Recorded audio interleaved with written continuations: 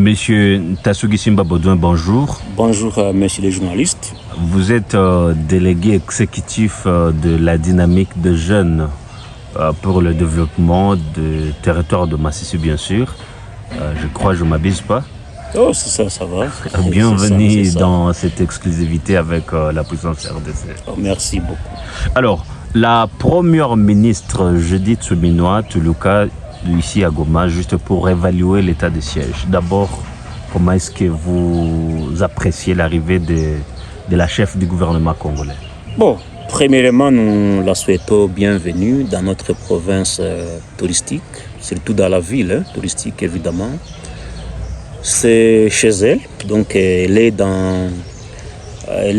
parmi les siens, donc elle est la bienvenue.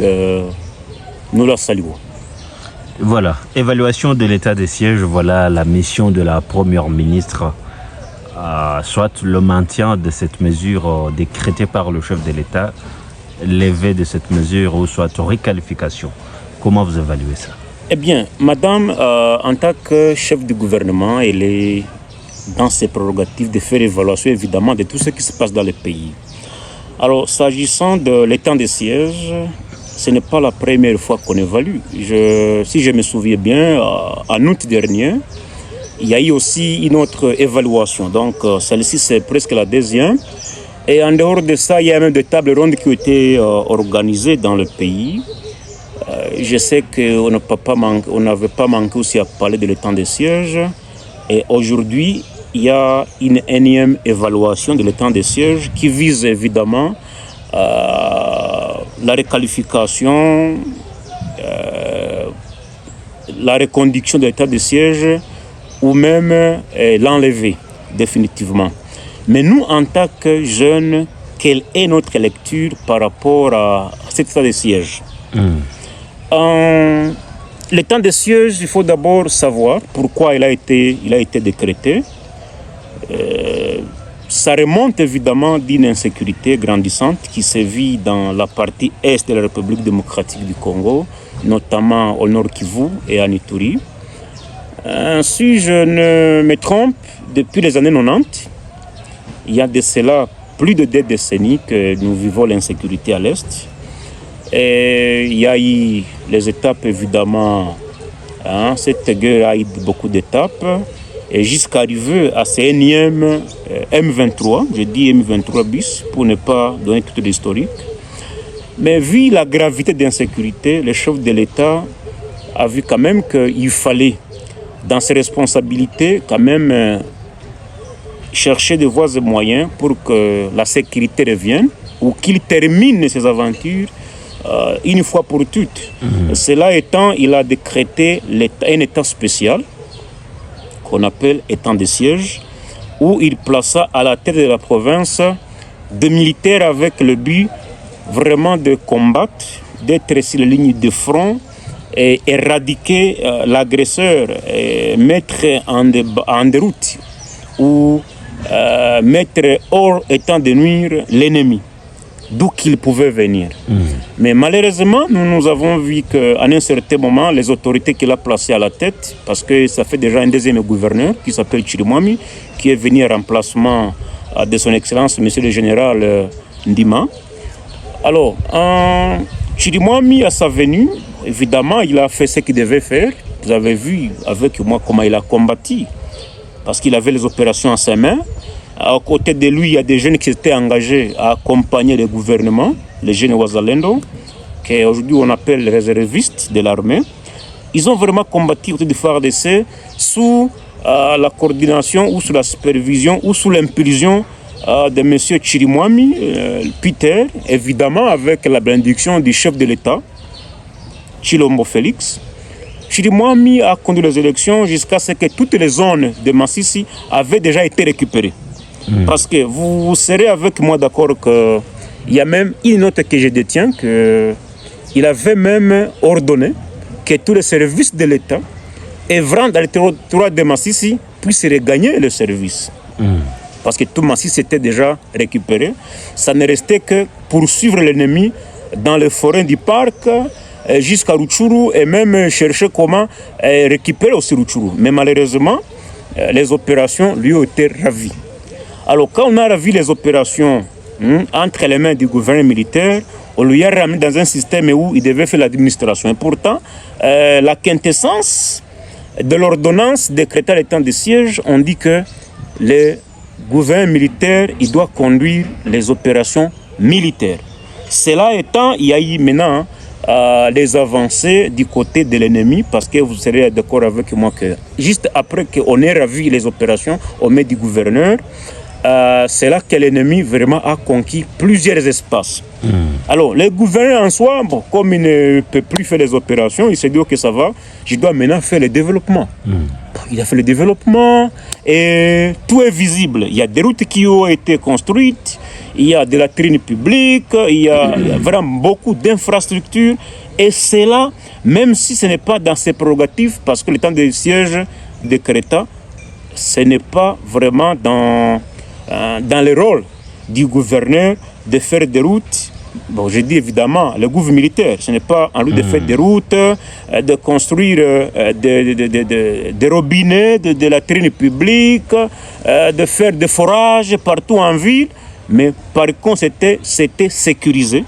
C'était sécurisé le milieu, mais malheureusement, on lui a remis dans ce qui n'était pas dans ses prérogatives. Maintenant, cela étant, les populations ont pensé que l'état de siège a défailli et que donc, il fallait lever le temps de siège. Mais, monsieur le journaliste, vous serez avec moi d'accord qu'on a décrété le temps de siège pendant qu'il n'y a que Rutshuru qui était entre les mains des rebelles.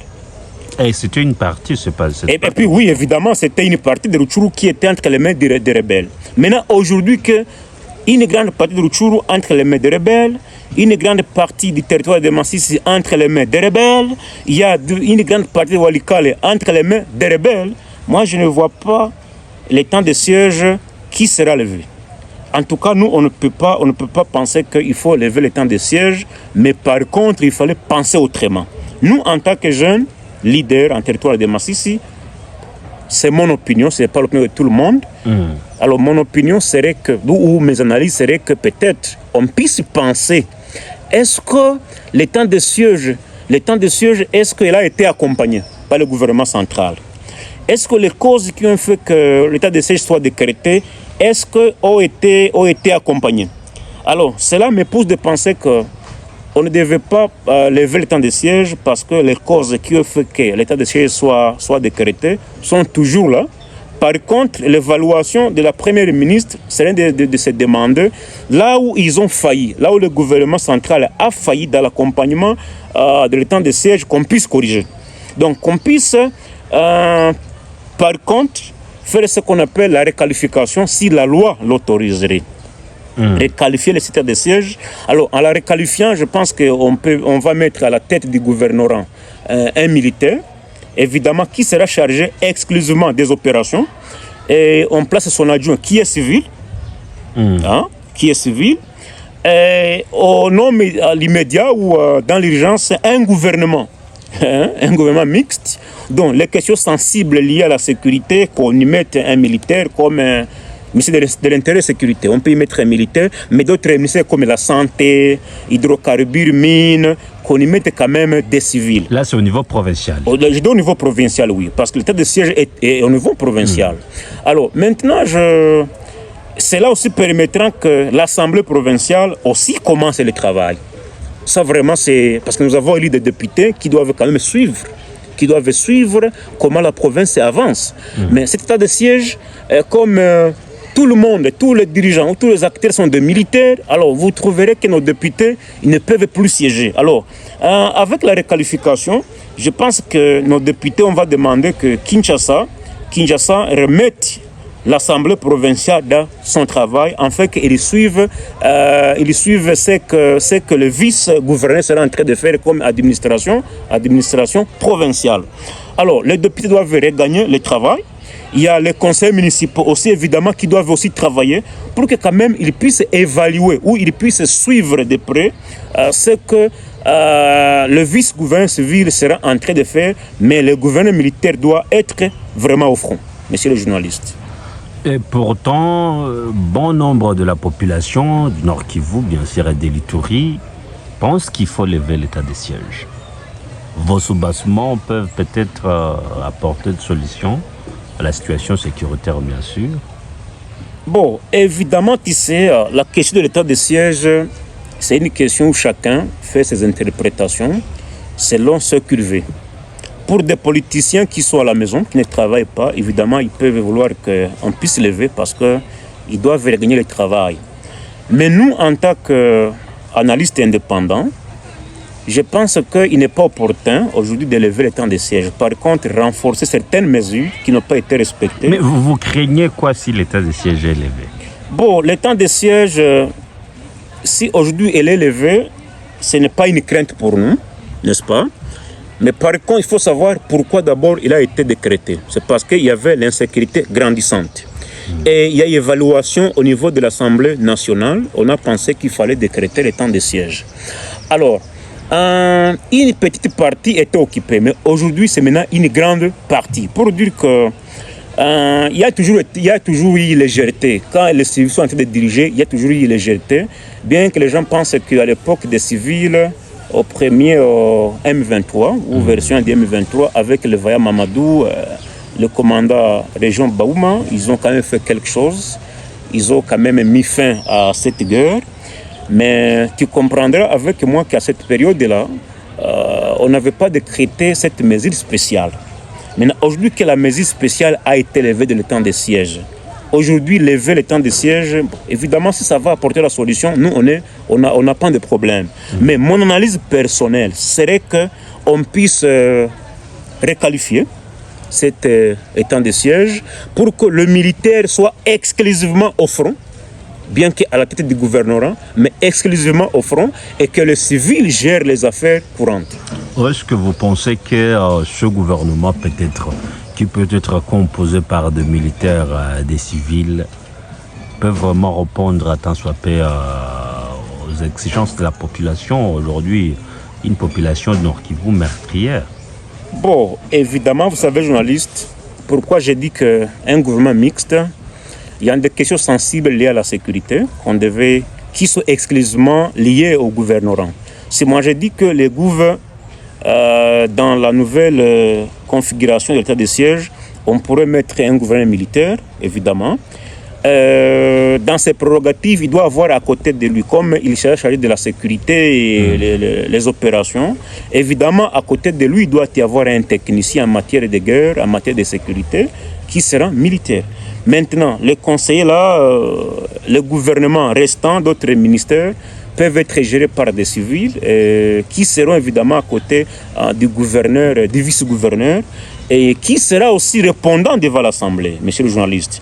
Parce que l'Assemblée doit savoir évidemment comment le fonds qui sont mobilisés par la province sont en train d'utiliser, les fonds qui sont loués à cet état de siège, ils sont en train d'utiliser pour que quand même prévenir des détournements. Parce que tu as appris la fois passée quand il y a des députés qui sont venus ici dans le cadre de faire le contrôle ici en province, ils nous ont révélé qu'il y a quand même des fonds. Il y a des fonds quand même qui sont bloqués par le gouvernement central, qui sont destinés aux Azalendo, donc les réservistes qui sont au front. Donc tous ces fonds-là, évidemment, ils doivent être suivis pour qu'on sache réellement quoi fait quoi et quoi fait quoi où et avec qui. Alors cela permettra que le gouvernement militaire soit quand même dans ses bains. À côté de lui, il y a un technicien en matière de sécurité qui sera évidemment militaire ou policier. Ça dépendra de la configuration, mais que les autres soient des civils et que l'Assemblée vraiment reprenne le travail et les conseils municipaux. Voilà, c'est votre point de vue, Ntasugi Simba Baudouin. Je rappelle que vous êtes jeune notable du territoire de Massissi, délégué exécutif de la dynamique de jeunes pour le développement durable en territoire de Massissi. Nous disons merci d'avoir répondu à nos questions. Tout en vous remerciant également, permettez de vous donner moi un petit minute de donner condoléances à tous nos compatriotes et tous nos compatriotes qui ont péri dans cette insécurité. Les compatriotes qui continuent à périr dans l'insécurité nocturne en ville de Goma. Nous allons interpeller aussi au gouvernement vraiment de miser ou de penser sur la sécurité de la ville, mais aussi de penser à nos compatriotes qui sont encore dans les camps de déplacés, et c'est là que dans les camps de réfugiés en dehors du pays, c'est là a été notre motif de penser que nous devons vraiment penser à mettre fin à ces aventures par un gouvernement militaire qui doit traquer ces rebelles et les remettre au état de nuire et ramener nos populations dans leur milieu naturel. Surtout requalification de l'état des sièges. La requalification, là, vraiment, je suis pour la requalification et non pour la levée. La requalification ou rien. Monsieur Ntassougui Simba Baudouin, merci vraiment d'avoir répondu à nos questions. Merci beaucoup.